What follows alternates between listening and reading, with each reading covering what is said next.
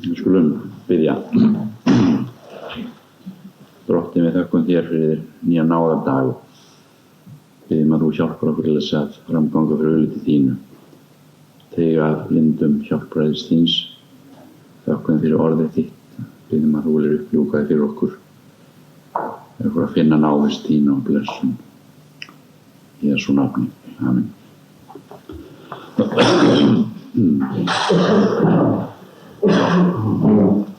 Við vorum svona komin eða svo má segja hálfa leið með þennan kafla sem vorum að íhuga í gær og höldum það bara áfram þar sem við vorum komin. Þetta var, við vorum eiginlega í komin að 8. versinu þar sem að talað Jesú, það var talað um opinberun Jesú Krists og þér hafið ekki séð hann en elskið hann þó.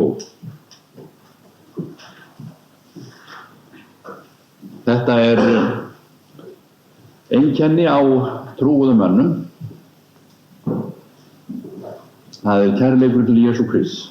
Við elskum af því að hann elskar oss fyrrabræði, stendur á einum stað. Og kærleikur til Jesú, hann kemur fram á ýmislegan hátt. Ekki kannski eins og við venjulega leggjum í orðið kærleikur, að það sé eitthvað svona svellandi tilfinning innra með okkur. Það kemur fram á margvíslegan annan hátt. Það getur verið mismunandi tilfinningar sem að búa hjarta okkar hverju sinni. En ef við flettum upp í Guðs orði og gáum betur að því hvað felst í því og hvernig hann kemur í ljós kærleikur til Jesú, þá sjáum við til dæmis í Jóhannes 14, svona fletta því upp fyrst til að byrja með. Þar stendur í 15. versinu: Ef þér elskið mig, þá munu þér halda boðorð mín. Svo kærleikurinn til Jesú Krists, hann birtist í því að við þráum að reyna að uppfylla boðorð hans, að gjöra það sem hann hefur fyrirskipað. Og ég man eftir því einu sinni las í frásögu enskan prest sem hét Meyer. Hann hafði verið að hlusta á ungan stúdent sem hét Charles Studd. Hann var á ferðalagi, við kannski munum eftir hann var kristniboði í 3 heimsálfum á sínu tíma. Brennandi vottur Jesú Krist hvar sem hann kom, eins og ungur stúdent var hann einn af 7 styrninu frá Cambridge. Og hann var á ferðalagi í prestakalli þessa Meyers og hann hafði orðið fyrir svo miklum áhrifum presturinn þessi að hann var úti að ganga nóttina og kemur þá að glugganum á herbergi þar sem að Charles Studd bjó og sér það logandi ljós og hann bankar upp á og spyr, hann segir við hann að þú er nokkuð snemma á fótum, sagði hann við hann. Já, ég get nú ekki sagt það, ég er nú nokkuð seint á fótum því ég fór að hugsa það í gærkvöldi þegar ég fór að lesa biblíuna mína og rakst á þetta orð þarna með ef að þér elskið mig þá munið þér varðveita að halda boðorð mín. Og svo hef ég verið að fletta upp í biblíunum minn og lesa einlega í alla nótt. Hvaða orð það eru og hvað það er sem Jesús vill að ég geri. Hann hafði þess að setið við biblíunum sín og gleymt sér alveg framundir morgun við það að lesa ritninguna og til þess að gera sér ljós hvað Jesús vildi að hann gerði. Og það var ekki furða þó að svona maður sem að svona brannar slíkum kærleik og áhuga að hann yrði til mikillar blessunar bæði fyrr og síðar. Það var ákaflega gaman að lesa ævisögu þessa manns. Ég las hann einu sinni fyrir mörgum árum með Norman Grubb sem var held í einhver skildrónum. Hann skrifaði mjög skemmtileg ævisögu hans og þar sýnir það hvað hann alla ævi, allt fram á 11 ár, hvað hann brann af kærleika til frelsara síns eftir að hann hafði farið út til kristniboðsstarfs bæði í Indlandi og Afríku og víðar. Það var í 3 heimsálfum. Þetta er fyrsta einkenni sem Jesús nefnir hér. Það er þetta að við munum halda boðorð hans. ef þér elski mig þá munið þér halda boðorð mín. Nú í þessum sama kapítúli getum við líka séð annað, það er 23. versið.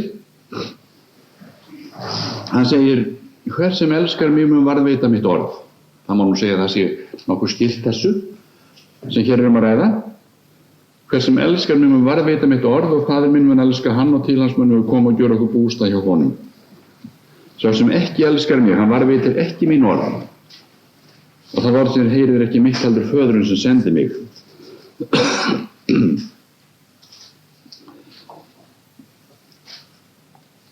Þegar við hugsum samfélagi Jesú, þá snýst það eiginlega tvennt, annars vegar það er orð hans og svo bænum. Það er eins og þegar við elskum einhvern, þá viljum við gjarnan vera samvistum við hann, tala við hann og heyra orða vörum þess sem við elskum. Það er ekki neinn nauðung í því fólkinu að vera samvistum við þann sem mann þykir vænt um. Það er einkenni Guðs barna, kærleikurinn til Guðs. Þetta er einkenni á þeim sem hafa eignast lífið í Guði. Það er ekki neinn nauðung eða leiðinda samvistir sem við erum kölluð til, svo þá sumir haldi þá, heimurinn haldi það sé afskaplega leiðinlegt að vera trúaður maður. Nei, það er gagnstæða.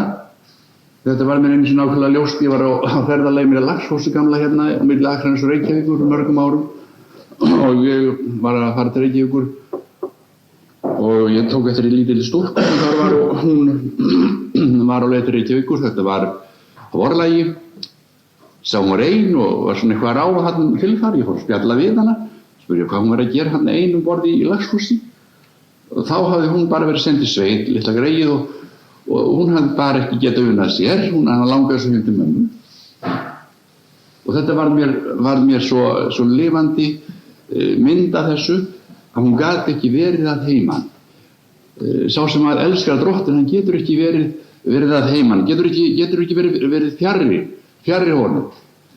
Hann verður sem sagt að vera samvistum við það. Það er ekki neinn nauðung, það er kærleikur sem hefur vaknað í hjartanu, hver sem elskar mig mun varðveita mitt orð. Þar talar Drottinn til okkar og við megum tala við hann í bæninni. Þannig talar Jesús þetta, hver sem elskar mig mun varðveita mitt orð.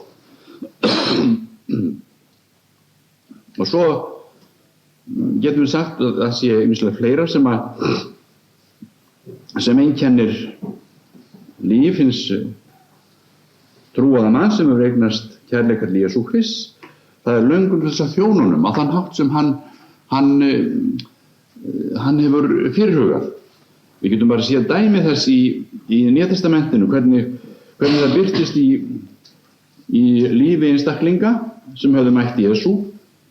Það er til dæmis talað konur, hér í 55. versin í 27. kapítulunum í Mattheusarguðspjalli, Mattheus 27. 55, en þar voru margar konur horfðu á álengdar, höfðu þær fylgt Jesú frá Galíleu og þjónað honum. Það voru ekki bara lærisveinarnir, þessir sem við venjulega höfum í huga þegar að við tölum lærisveina Jesú. Það voru margar konur sem höfðu fylgt Jesú og þjónað honum. Nú og það getum við líka séð í sambandi við dæmisögu Jesú þegar hann að tala þá sem eru kallaðir fram fyrir hann á efsta degi. Þegar hann segir konungurinn og segir sannlega segi ég yður, svo framalega sem þér hefði gjört þetta einu þessara mína minnstu bræðra, þá hefði þér gjört mér það.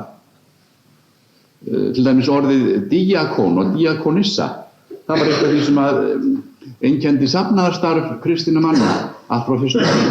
Það er þjónustan, að þjóna Drottni á þann veg, til dæmis með mínus konar líknarstörfum, gagnvart þeim sem þörfnuðu sér sérstaklega. Það er þjónusta við Drottin. Þannig birtist kærleikur Jesú í lífins og fjölda margra, þeir helga líf sitt þjónustu fyrir meðbræður sína, af því þá erum við að þjóna Drottni. Þannig knýr kærleikur Jesú marga til margs konar starfa sem Drottinn vill nota okkur til eftir þeim hæfileikum og þeirri köllun sem að hann ætlar okkur. Og í 10. kapítulum Mattheusarguðspjalli þar líka, getum við líka séð hvað Jesús segir þessi hluti. Við hljótum, ef við elskum drottinn Jesú Krist, að taka hann fram yfir aðra, og það eru margir sem að hafa orðið að velja þegar þannig hefur staðið á. Hann segir í Mattheus 10:37, þá segir hann: hver sem ann föður eða móður meir en mér, mín ekki verður. Og hver sem ann syn eða dóttur meir en mér, mín ekki verður. Það eru til dæmi þess jafnvel á okkar eigin landi að menn hafa orðið að velja á milli heimilisins og drottins.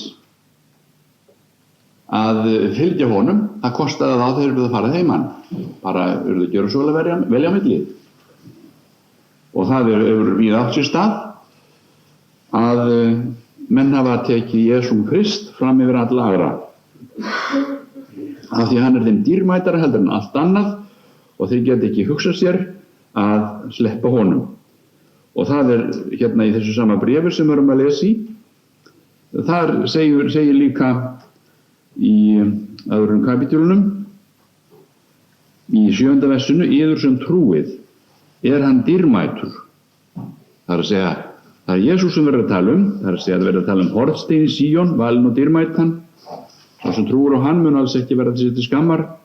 Yður sem trúið, hann dýrmætur, en hinum vantrúðu steinninn sem smiðirnir höfnuðu, orðin að hyrningarsteini og ásteytingarsteini og hneykslunnar hellu.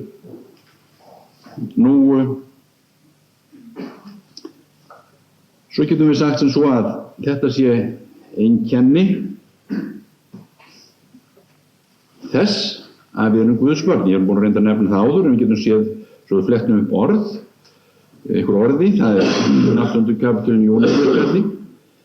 Þar er Jesús sem þetta að tala um kærleikann til sín. Hann segir í 42. versinu í Jóhannes 8: ef Guð væri faðir yðar, þá elskuðu þér mig. Guðs börn hljóta að elska drottinn alveg á sama hátt eins og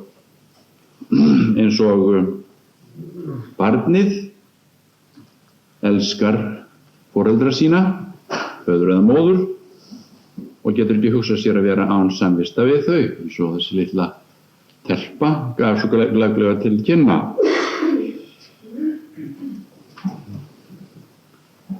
Og í sambandi við þetta sem ég fletti upp í Mattheus 10, þá var líka talað það má segja,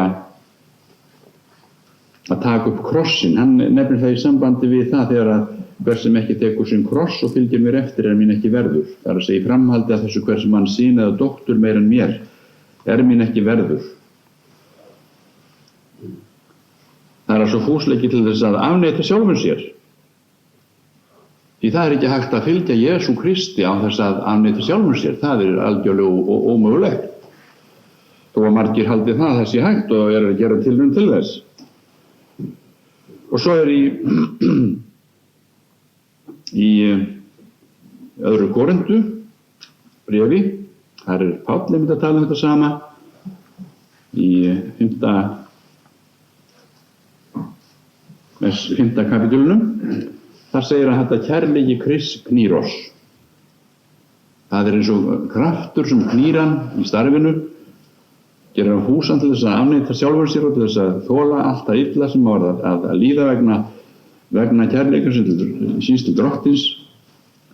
Kærleiki Krists knýr oss, með því að við erum álykta svo: einn dáinn fyrir alla. Það er að svo þessi ályktun að drottinn Jesús, hann dó fyrir mig, og þess vegna hlýtur hann að eiga mig og nota alla mína krafta sem hann hefur á að ráða yfir.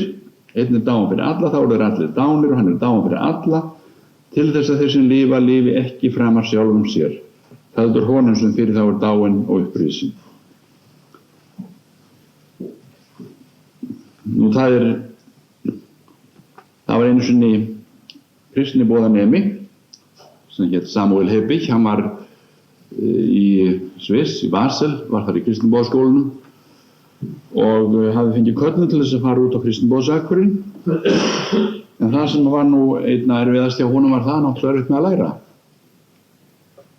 Hún gekk svo illa í náminu og það getur nú verið bara býsna erfitt fyrir mann sem að hefur fengið köllun að standa fram fyrir því að hann átti erfitt með að læra. Það sem hann á að læra til þess að geta orðið það sem hann ætlar að verða. Svo kom prófdagurinn og það var eins og bæði drottin og minnið hefði brugðist honum algjörlega og presturinn sem að prófa hann, hann misti sem sagt alveg þolinmæðina að lokum því hann vissi ekki neitt þessi nemandi þarna á yfirheyra og hann sagði bara við hann, hvað er þetta maður? Vitir ekki nokkuð skap það hlut? Og hann satt þarna með tárin í augunum, þessi nemandi, sagði jú, sagði hann, ég veit svolítið breidd, lengd og dýpt og hæð kærleika Jesú. Nú farið þá í drottins nafni og boðið heiðingjunum hann, sagði presturinn og gat nú alla tára bundist því hann sá að þarna var nemandi sem var gagntekinn af kærleika Jesú. Og þessi nemandi sem átti svo erfitt með að læra, hann var einn af bestu kristnibróðunum þessa félags sem að senda hann út. Og mikið verk væri í Guðs hendi. Og það sýndi mér það er ekki endilega þessar svokölluðu námsgáfur sem að gera okkur hæfa til þess að gegna því verki sem að Guð ætlar okkur. Heldur þetta við séum gagntekin af kærleika til þess drottin sem hefur kallað okkur. Það getur verið að ýmislegt annað vilja reyna að komast að í staðinn fyrir kærleikann til Jesú. Við skulum segja til dæmis bara kærleiki til gjafa þeirra sem hann veitir þeim sem að trúa. Þeir eiginlega ruglast á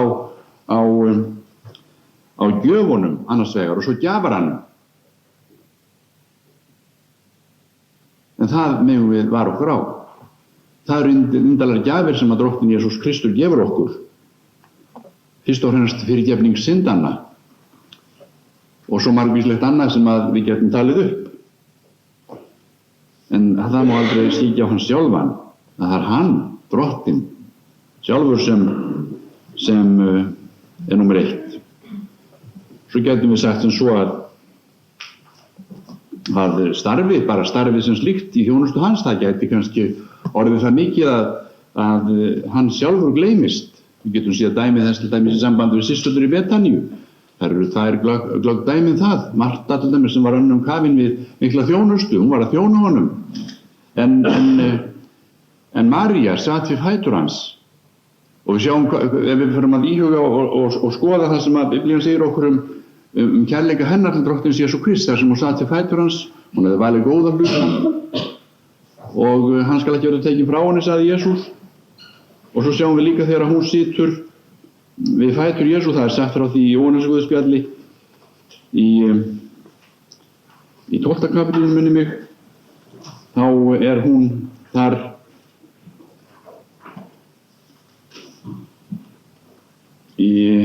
hann kemur til Betaníu þar sem Lazarus var sem Jesús hafði vakið frá dauðum, það er í Jóhannes 12. Þá gjörðu hann menn var kvöldverð og Marta gekk beina. En Lazarus var einn af þeim sem sátu við borðs með honum. Þá tók María pund af ómengum og dýrum nardusmislum og smurði fætur Jesú og þerraði með hári sínu. Fætur hans, en húsið fylltist af ilmsmislana. Og þá segir Júdas Ískarióti, einn af lærisveinum hans, að síðar var til þess að svíkja hann, hví voru þessi smisl ekki seld fyrir 300 denar og gefin fátækum. Þetta sagði hann ekki að því að hún væri annt fátæku, heldur að því hann var þjófur, með því hann hefði pingun og tók það sem í hann var látið. Þá sagði Jesús lát hann í friði, hún hefur geymt þetta til greftrunardags míns, því að fátæka hafi þér ávallt hjá þér að mig hafi þér ekki ávallt.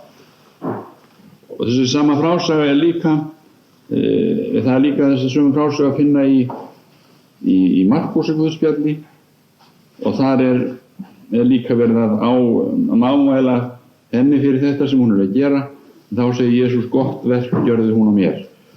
Og það var gott vegna þess að það var kærleikurinn til frelsarans sem var knúðana til þess að fórna þessum dýru smislum, hann hafði smurt líkama hans fyrirfram til greftunarinnar.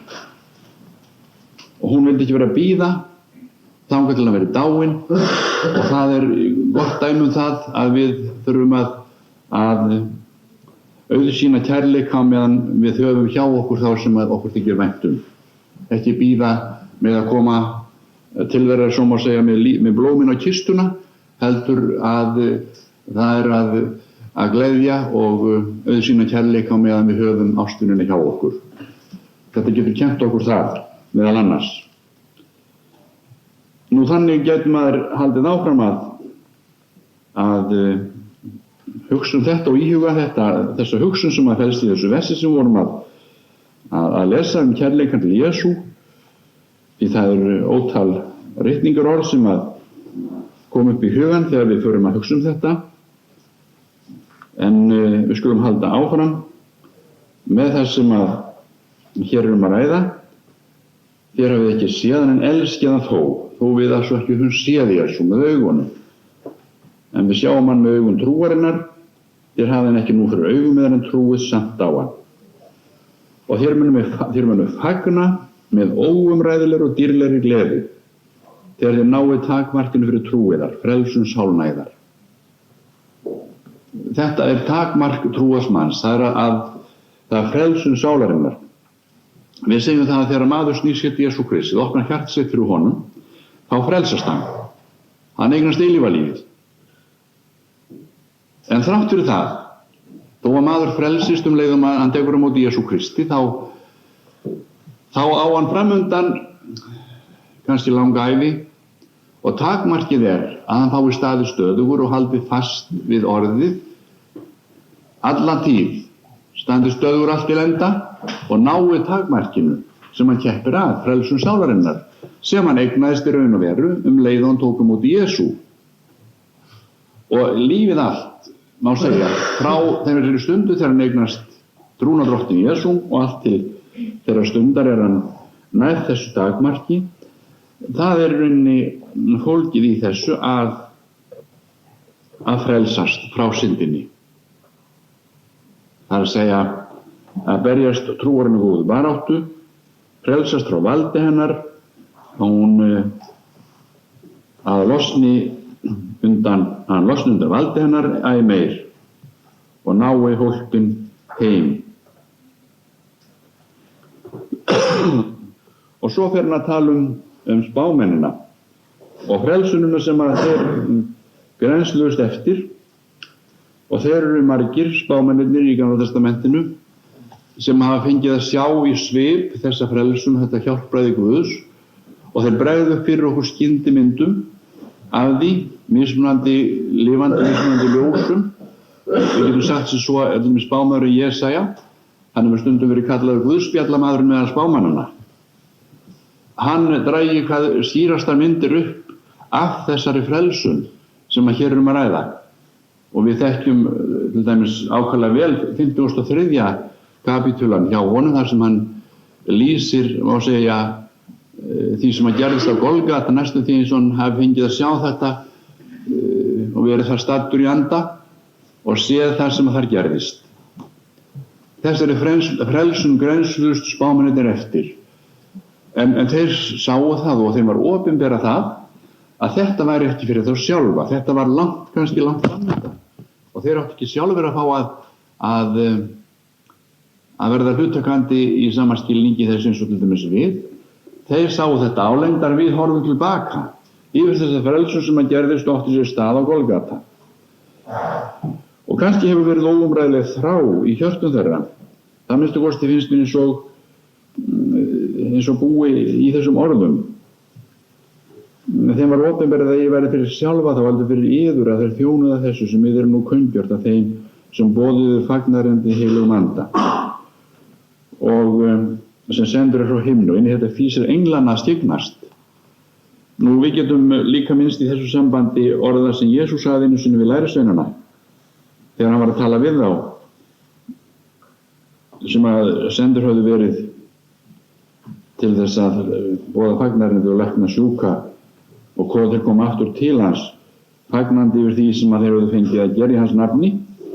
Þá segir hann meðal annars einslega við þá í Lúkas 10:23 Hann sneri sér til lærisveina sinna og sagði við þá einslega: Sæl eru þau augu sem sjá það sem þér sjáið.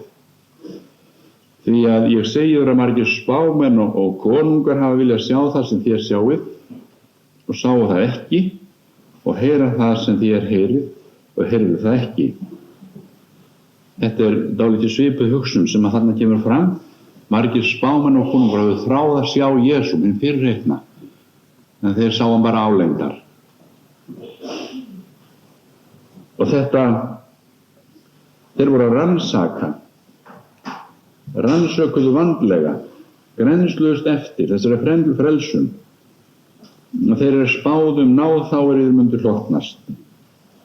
Og þeir rannsökuðu hvers eða hvílíks tíma andi Krists sem í þeim bjó benti. En þá var hann vitnaði fyrirfram písl Krists og dýrðina þar á eftir. Og þarna eru margir fleiri meðal spámanna sem hafa vitnað þessa frelsun sem að Guð hafi fyrirhugað syndugum mannum. Og sumir sáu einn dráttinn í þessari mynd, eða þessum myndum sem að drottinn sýndi þeim, spámennunum, og aðrir sáu hinn. Jesaja sá Golgata, Míka sá Betlehem, Sakarja sá innrið Jesú í Jerúsalem, og þannig getum við haldið áfram, dregið upp hverja myndin og hættur annari, hvað það var sem að spámönnum var opinberað. Og þannig hefur þessi þrá búið í hjörtum þeirra, og svo getum við haldið áfram hér með 13. versið og kannski eitthvað smávegis áfram. Þess vegna hafið því vegna þess arna. Við höfum sjálf fengið að vegnast þetta fyrir heilagan anda, fagnaðarerindið, sem okkur hefur verið boðað í heilugum anda. Hafið því lendar hugskotssíðar umgistar og verið algjörlega algáðir og setji vonið til þeirra náðar sem yfir með veitast við opinberun Jesú Krists. Vegna þessar frelsunar og vegna þess að þó við höfum hlotið þessa frelsun, höfum eignast lífið í Guði og eignast það hugarfar sem að þráir að þjóna drottni Jesú Kristi og höfum eignast kærleika til hans sem elskar okkur að fyrra bragði. Þess vegna skulum við hafa lendar hugskot okkar umgistar. Hvað þýðir það? Það þýðir bara það sem að þessi líking táknar að hún tekin af klæðnaði þeirra sem að þarna að ræða. Þeir voru klæddir skósíðum kyrtlum og þegar að gengi var þurfti að kippa þessum kyrtlum upp og girða til þess að faldurinn saurgaðist ekki við það að dragast eftir jörðinni. Þarna sú hugsun minnst og kosti efst í þessu sambandi, því að Jesús notar þessa sömu líkingu í Lúkas 12, þar sem hann að tala endurkomu sína. Þá segir hann: lendar eru sér girtar og lampar eru logandi, og þar sérstaklega lögð áherslu að hitt að þetta merki þess að menn eru að vinnu eða á ferðalögum, menn hefur verið ferðbúnir við tilhugsunum endurkomu Jesú og að starfa á meðan dagur áður en nóttin kemur, áður en að náðartíminn úti. Og hérna aftur á móti sú hugsun með að sörgast ekki í þessum heimi, varðveita kyrtil sinn óflekkaðan, svo má segja, að hann lendar hugskots okkar. Það hugurinn og hjarta sem á að varðveitast óflekkað, drottin á að fá að hreinsa okkur með blóði sínu. Ef við frengungum í ljósinu, svo hann sjálfur í ljósinu, Þá höfum við samfélag hver við annan og blóð Jesús sonar hans hreinsar oss af allri synd. Eins og segir í 1. Jóhannesarbréfi. Hafið því lendar hugskotssíðar umgirtar og verið algjörlega algáðir. Það sé vakandi og setja von okkar til þeirra náðar sem að okkur mun veitast við opinberu Jesú Krists. Það er að segja við endurkoma hans. Hér kemur hugsunin endurkomuna líka og einmitt í sambandi við þetta að vera algáður, vakandi og vera með lendar girtar og lampar logandi eins og Jesús hafi hér í 35. versin í Lúkas 12. Og við munum í sambandi við það dæmisögu hans meyjarnar 5 sem voru fávísar og 5 hygnar og lampana sem loguðu tákn heilags anda Guðs með olíuna sem var að frjóta og var þrotinilega hjá þeim sem voru fávísar, hafði ekki gert neinn fyrirbúnað til þess að taka á móti brúðgumannum. Myndin af brúðgumannum, hún líka tákn þess kærleika sem við höfum verið að hugsa líkingin af brúði og brúðguma, hún ákaflega ofarlega mitt í Guðs orði og það er kærleikurinn fyrst og fremst sem að býr í hjörtunum og eftirvænting og hér það svo að setja von okkar til þeirra náðar sem ég mun veitast við opinberun Jesú Krists. Og svo segir verið svo hlýðin börn og láta því fram að lifna þeir mótast þeim gerndum eftir áðurleitur stjórnarstaf í vanvisku yðar. Verið eins og hlýðin börn, ekki eins og óhlýðin, svo hlýðin börn sem að stjórnast af kærleika til foreldrana og látið svo að vitna til fortíðarinnar, látið ekki vera eins og það var áður, látið ekki mótast að þeim gerndum eftir áðurleitur stjórnarstaf í vanvisku yðar. Já, við verðum ekki bara að geyma það sem eftir kaflans til morguns.